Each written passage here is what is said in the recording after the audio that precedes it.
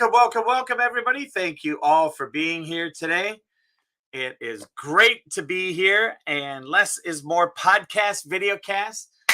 I had to skip yesterday due to an interview that I had for a potential client with a nonprofit, and it ended up being a 2-hour interview. Holy Toledo.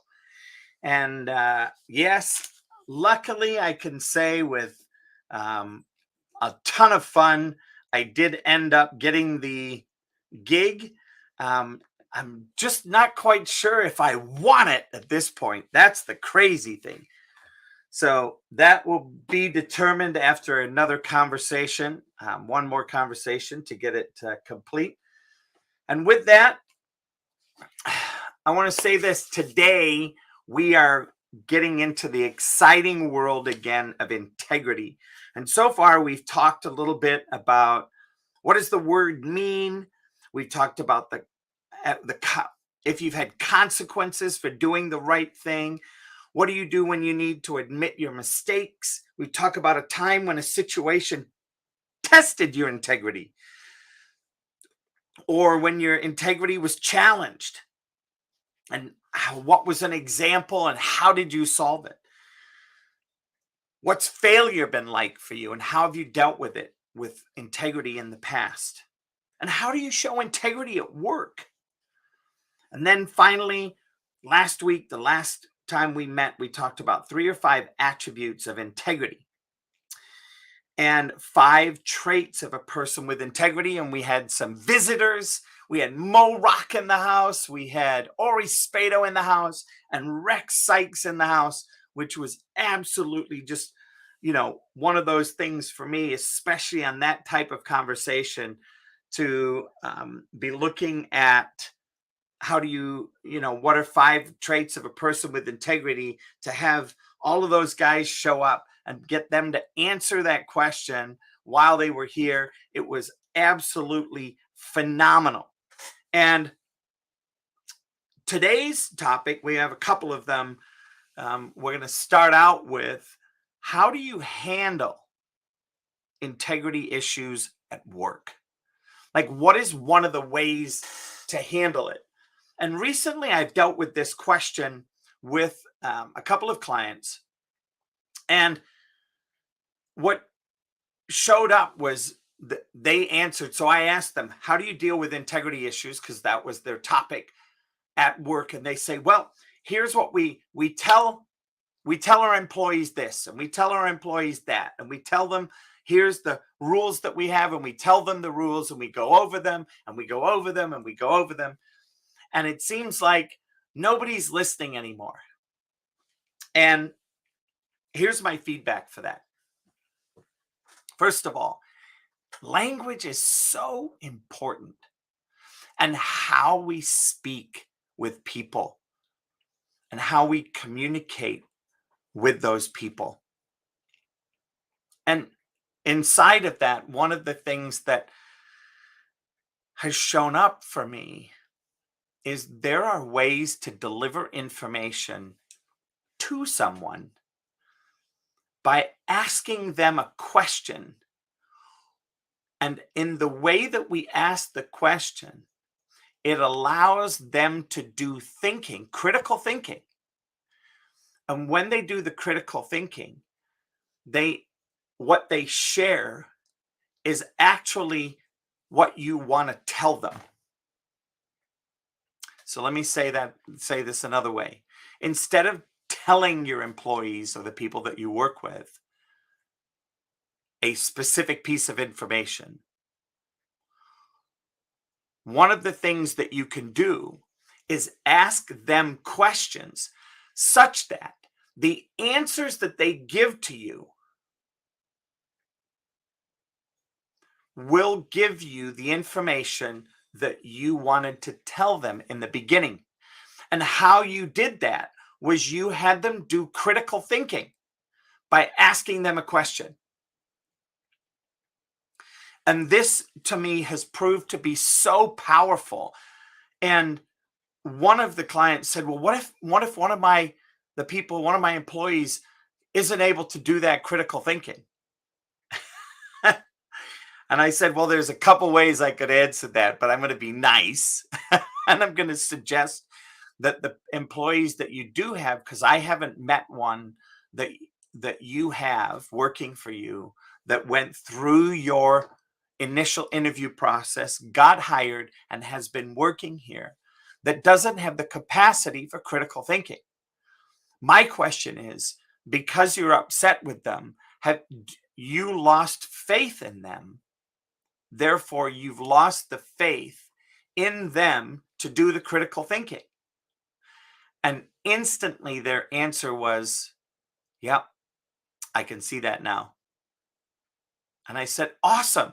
Time for you to transform your listening of your own employee and stop thinking of them as a trapped, messed up individual that's got breakdowns going on, and transform that, shift that paradigm into they're really big people that have not yet had the chance in the conversation to step into their bigness.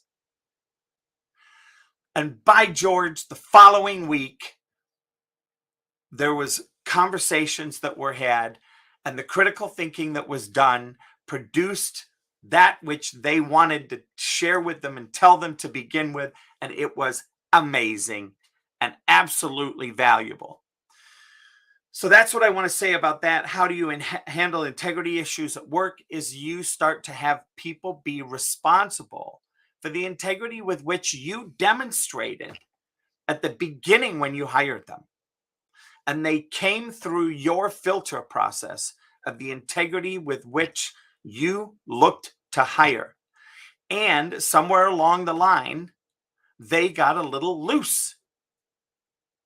And now it's time to restore that integrity around their integrity at work. And with that, I'm now going to head over to Clubhouse and invite a couple people to share their answer to this question, because I think this is really a powerful topic for entrepreneurs. And of course, those of you that are solo entrepreneurs, you can still look at this as some of your clients or even your vendors may be dealing with this, where you have to handle an integrity issue with each of them.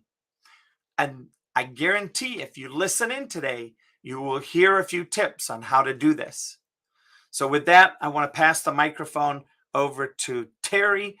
Good afternoon, Terry. Great to see you. And by also just letting people know that you don't have to answer. If you want to pass, you can say pass for now. No absolutes here. I'm just asking from the position that is next to me and moving down the line. So with that, Terry, what are your thoughts on how do you handle integrity issues at work? Well, thank you, Coach Les.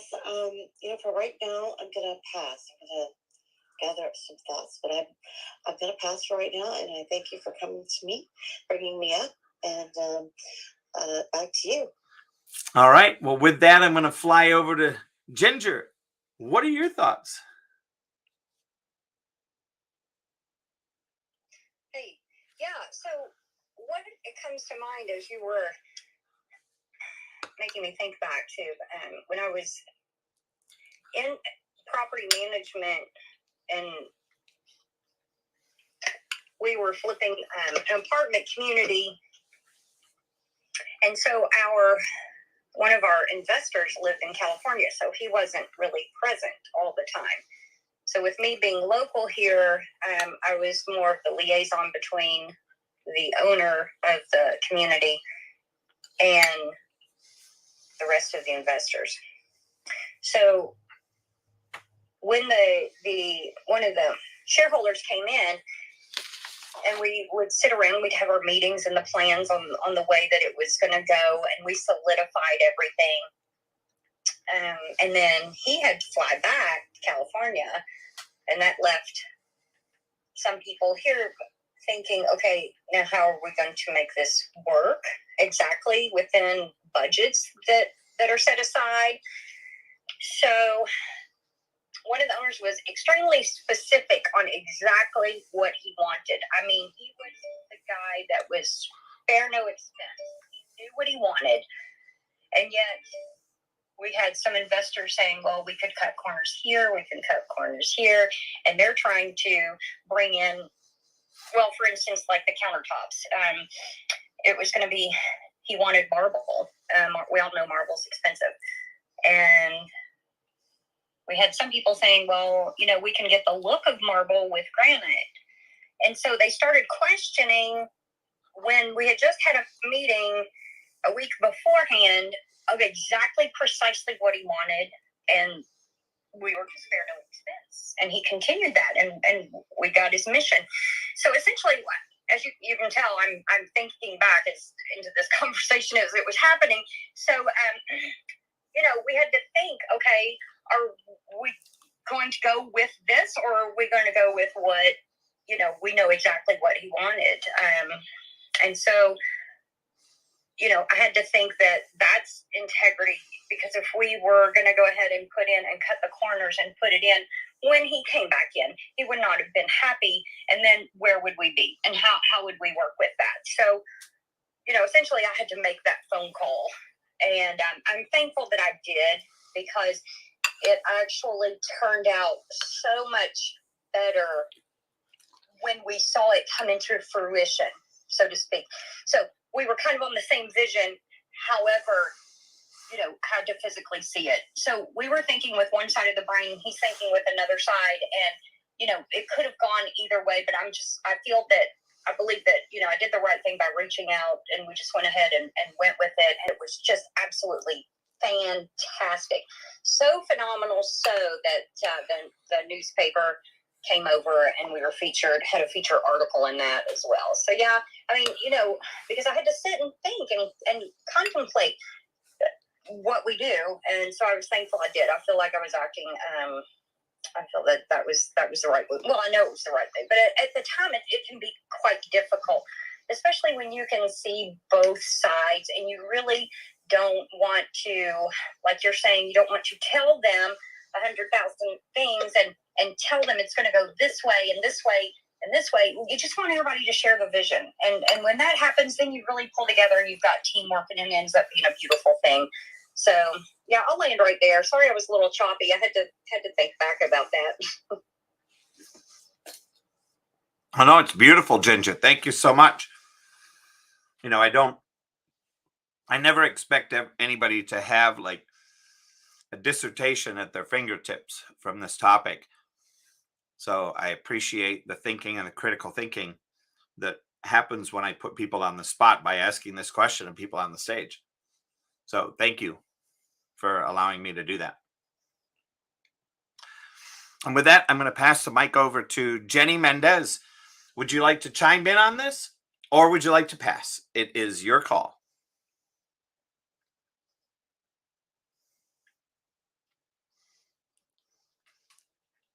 Jenny, are you there?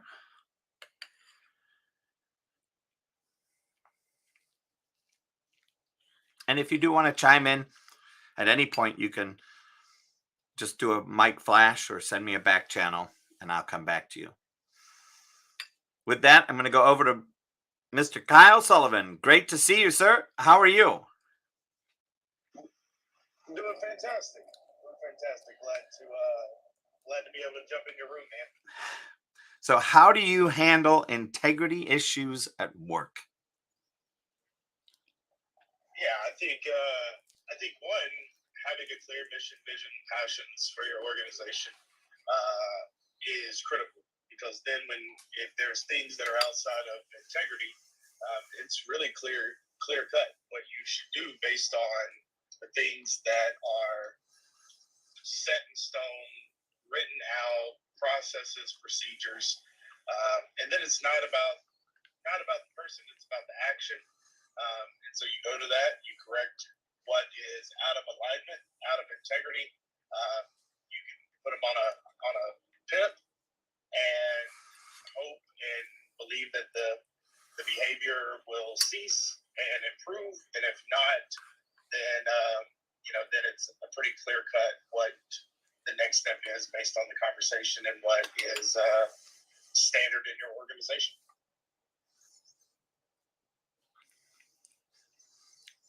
Beautiful, Kyle. Thank you so much.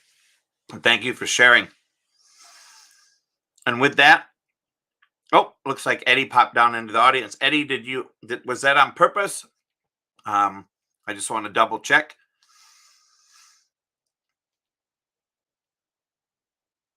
Sometimes. Oh, it was an accident.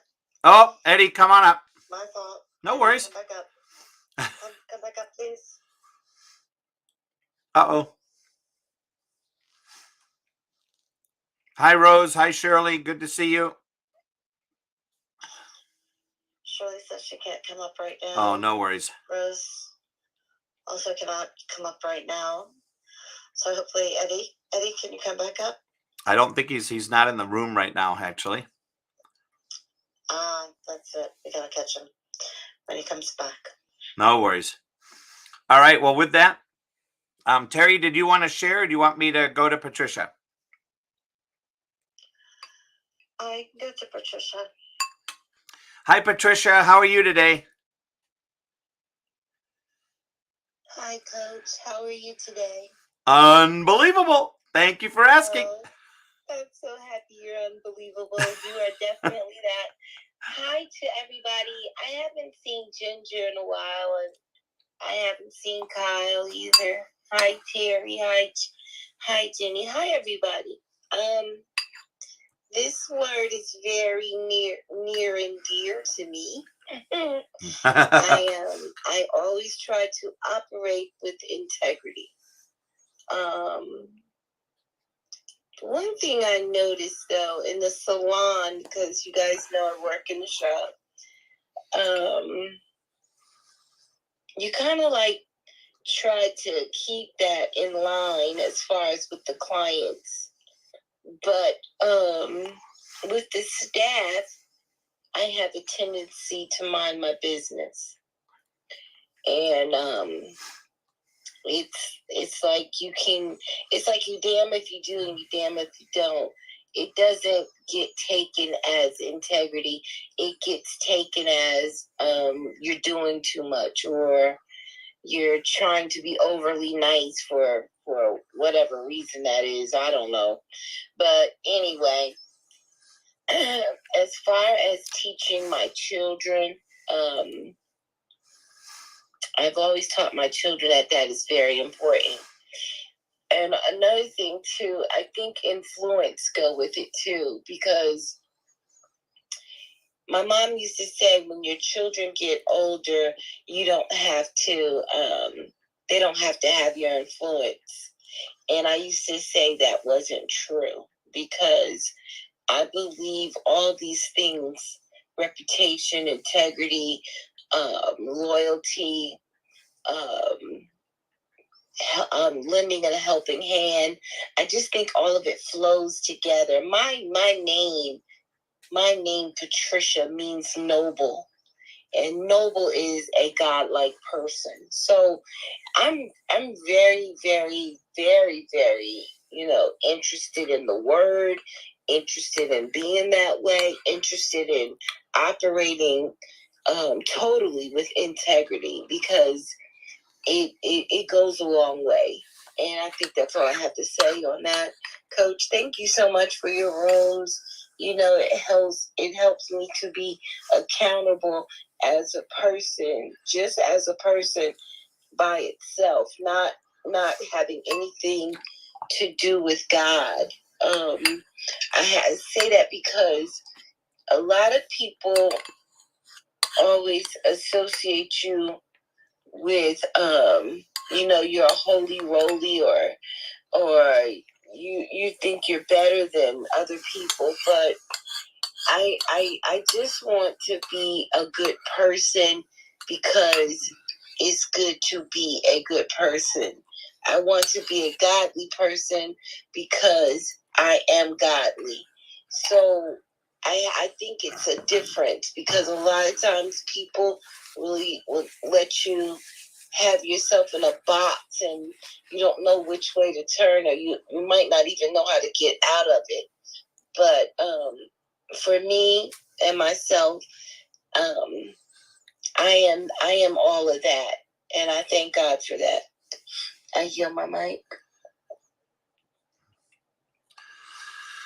Well, thank you, Terry. Thank you so much. Thank you for being here, and thanks for sharing. I will say this. I think as we deal with integrity, and the more we bring integrity into the conversation, the deeper the game gets. And I think that's where it starts to get fun, is the ripple effect that starts to happen. And the ripple effect with integrity in all areas of our life is the place where, for me, that's where we start to win. And I say this because the part that people don't realize is they don't realize all of the integrity issues that happen that block things that they've never seen before, never even thought of before in the workplace, or vice versa. And that's when it gets exciting. That, to me, is the ultimate game of integrity. And I'm super excited, as always, to have this room and to have that connectability to integrity, to see how it does impact the various places of work. And this goes beautifully going into our next question, because how do you handle integrity issues at work? And now the next question is a slight shave of that. And it says, what does it mean to act with integrity? So we learned what integrity meant in the very beginning. And now we're looking at, what does it mean to act with integrity, and what are some demonstrations that we can see out in the workplace where we're acting with integrity? And I think where I'm going to start with this is my experience with vendors and clients around billing, and some of the issues with billing, receivables, and pricing errors. And the way that I've handled this in the roles that many different occupations that I've had, and the roles that I've played in those different, is to make sure that I am constantly aware of the pricing issues, and I am ahead of the tidal wave that may be occurring.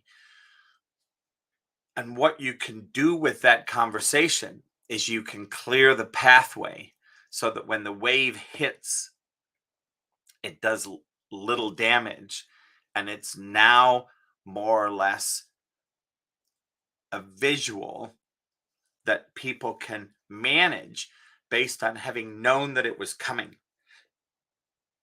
And knowing that it was coming, so many people go, well, there's a possibility they won't find out, and so I'll just go and fix it before they find out. And I remember specifically for me having done that, and as it, Murphy's Law showed up, and while it was being fixed, my client called accounts receivable and had a conversation with them, got a copy of their invoice, most recent invoices, faxed over to them. As you can see, I'm using the word fax because it was a while ago.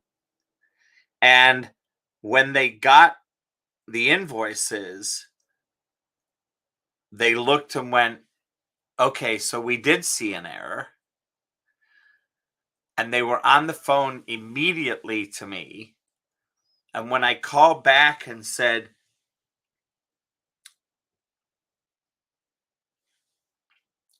I've handled this, here's the steps I've taken, and I was about to call you, we must have been literally talking to accounts receivable at the same time. The refund is on its way. And here's what I'm doing to prevent this happening the next time.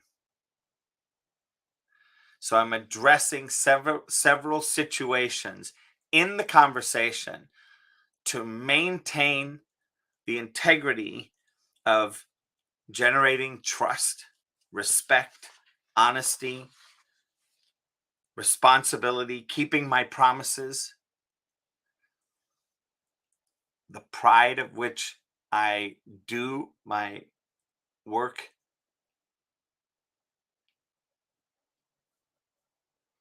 And to me, that's the be all and end all of a relationship. And it supports the growth of a relationship by knowing that they can count on me to catch the errors before they see them and have to adjust anything in their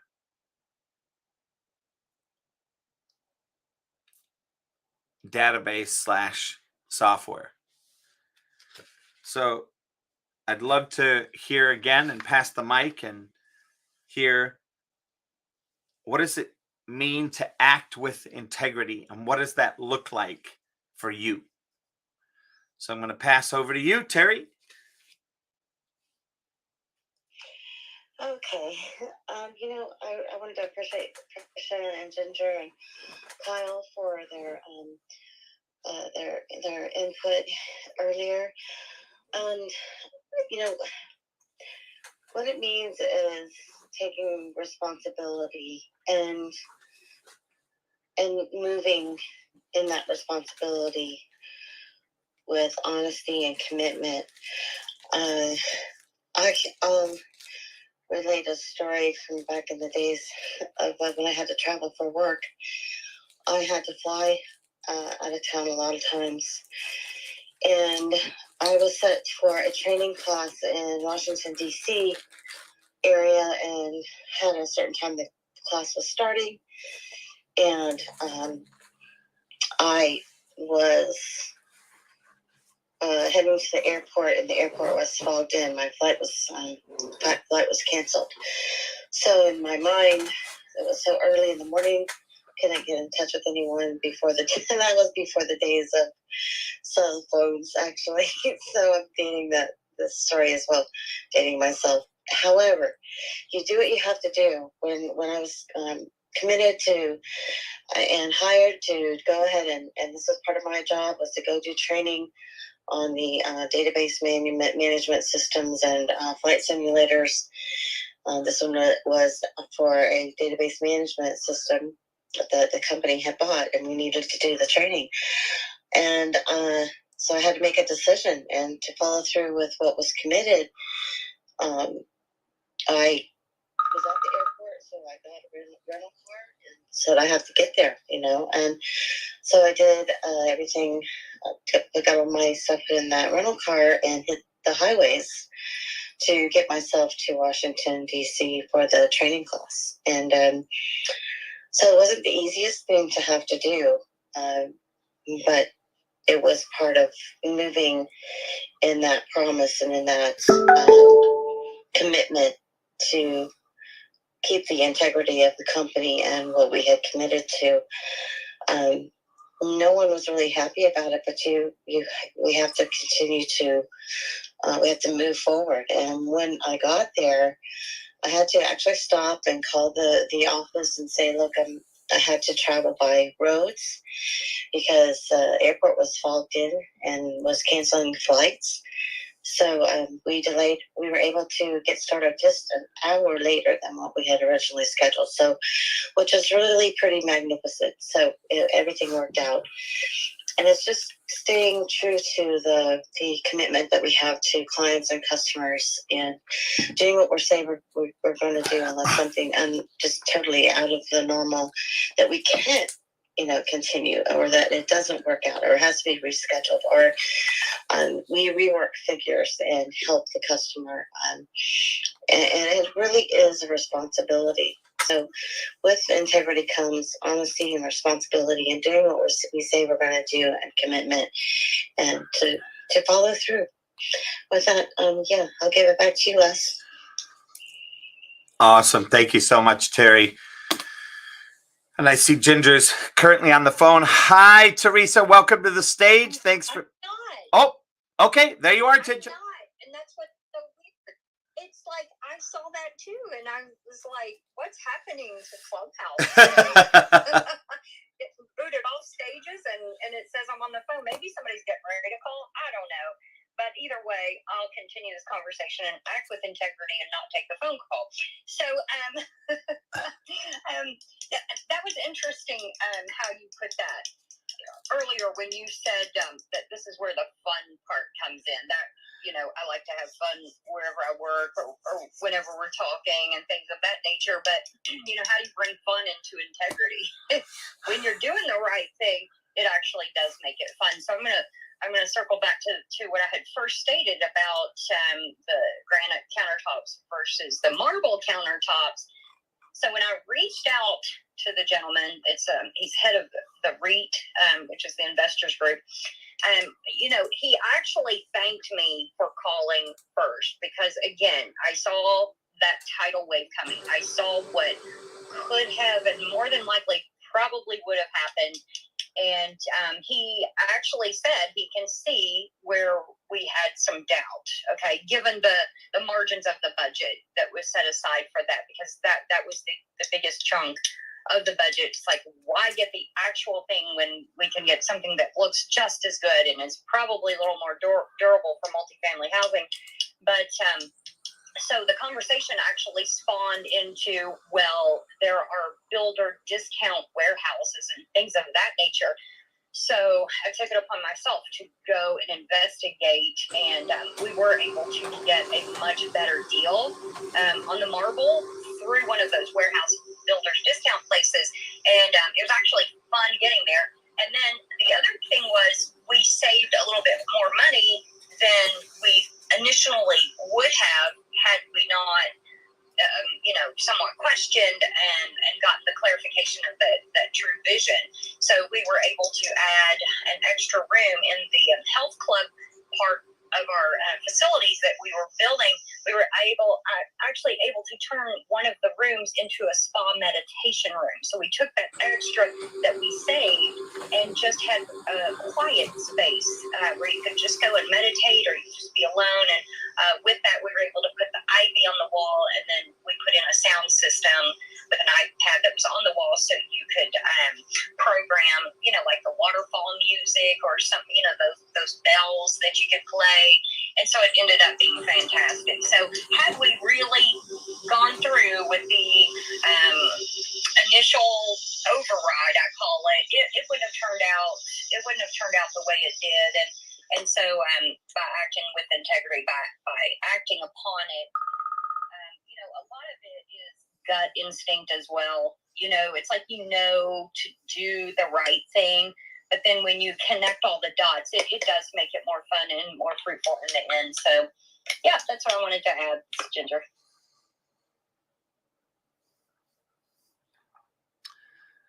Thank you so much, Ginger. Appreciate your answer. And I want to welcome Teresa to the stage. Hi, Teresa. How are you?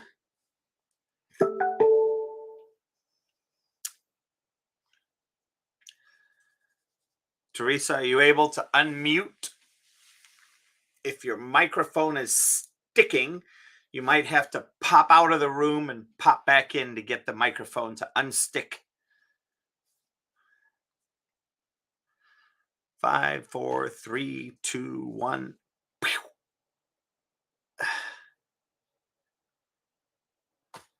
That's what I keep having to do. The microphones are, I don't know. So it's very strange these days. There she is. There she is.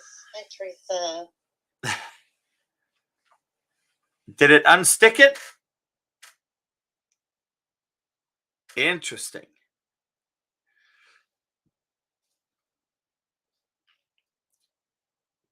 I'm sorry, there's nothing I can do to support it either. The only thing I can think of. Oh, there you go. Hi. That was so weird. It is, isn't it? Sometimes it's the clubhouse, little the little gnomes and trolls making problems all over the place. Yeah, well, hello everyone. So, Coach, I kind of popped in late. I'm not sure what would you like me to I have a speak about? yes. So the question is, what does it mean to act with integrity? Hmm. You know, in my business, our business was founded on the golden rule, and so I come across that often. You know, I'll have clients come to me when they already have someone in my line of work already. And the integrity part for me is just, saying, I just know that your person is amazing and I just can't service you. And that to me is integrity, because I just know that I know that I know that what goes around comes around. And I may be turning away anywhere, a couple $100 in sales in that moment, but overall,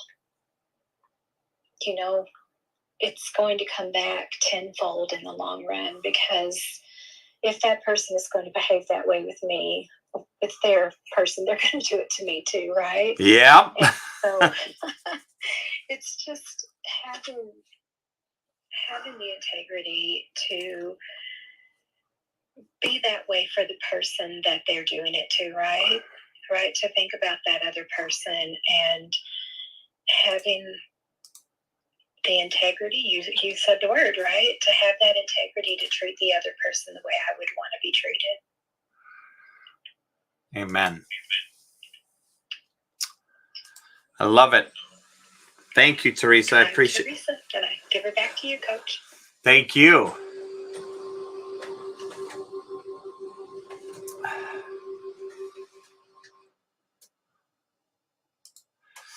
All right. And, the one thing that I want to share about this, I've been doing a show once a week on the magnificent 7 aspects of integrity. And it's an article by Eve Ash, who's a psychologist, author, filmmaker, public speaker, and entrepreneur. And she does training resources for the workplace. And one of the things that she has been, she created was these magnificent 7. And I think it's really cool. And the magnificent 7 aspects of integrity are honesty, respect, generating trust, pride, responsibility, keeping promises, and helping others. And I see Michelle Trado has just popped up on the stage. So I'm going to ask her our question of the day. Welcome, Michelle. How are you today?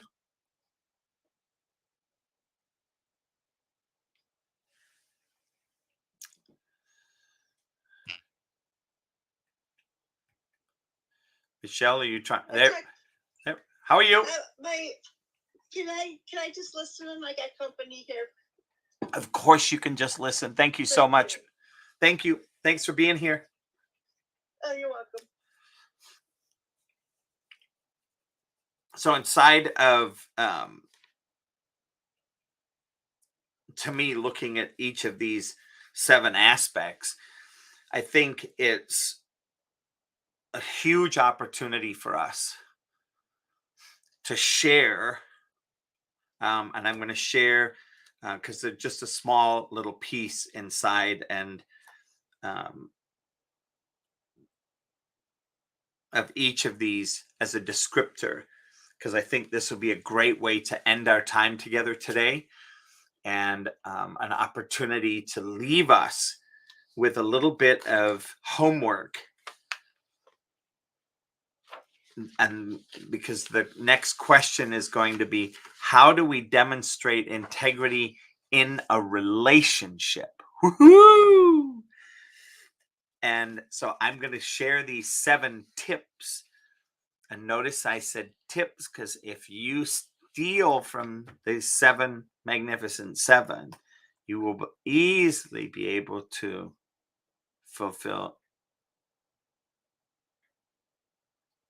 on the purpose of integrity. So here it is.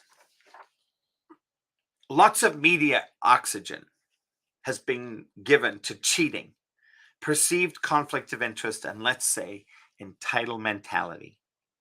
Our daily news thrives on showcasing unscrupulous behavior, and invariably it's almost the same stories, just new faces. Baddies and dark angels will always generate attention and often a morbid fascination. Honesty means telling the truth, being open, not taking advantage of others. It does not entail sharing unnecessary information and has little to do with witch hunts of any description.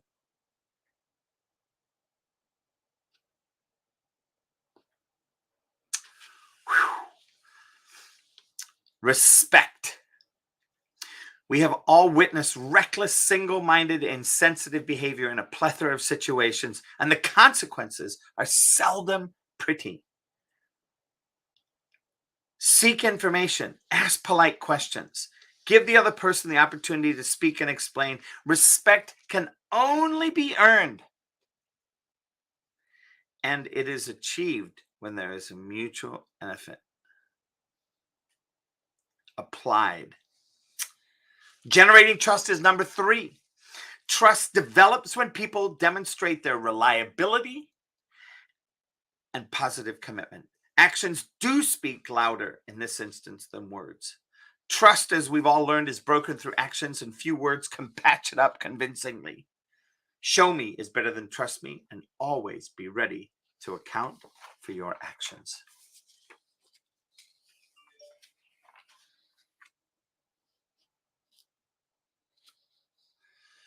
Pride is number 4. There's unhealthy pride, the sort that goes before a fall, which is entwined with entitled mentality. And there's the pride which grows from caring about expectations of oneself and others, demonstrating enthusiasm and commitment, appreciating and responding to what needs to be done. Number 5, responsibility.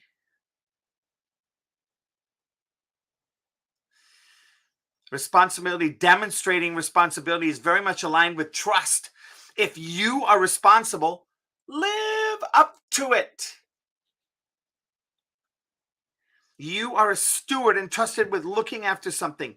Use care and foresight.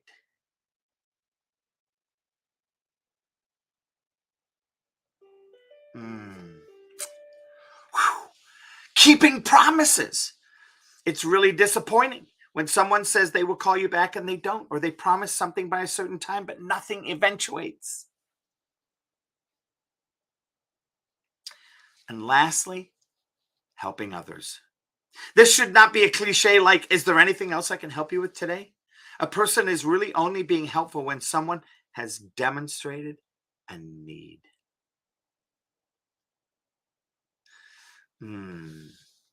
Of course, we all have goals to reach and jobs to do, whether dealing with the public or otherwise.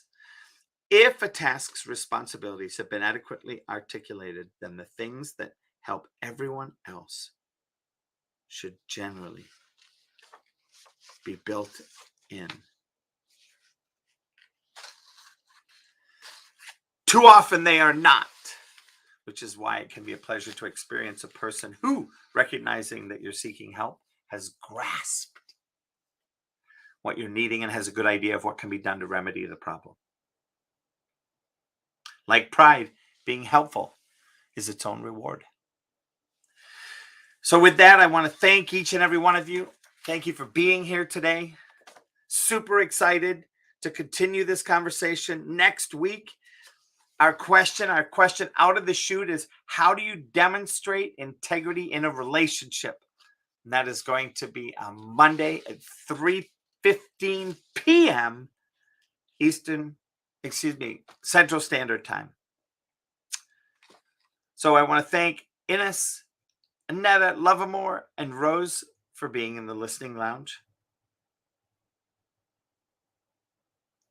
And I want to thank each of you all, Michelle, Teresa, Ginger, Terry, for coming up on stage and sharing with us. I look forward to seeing you all on Monday again at 3 p.m. 3:15 Central Standard Time. And with that,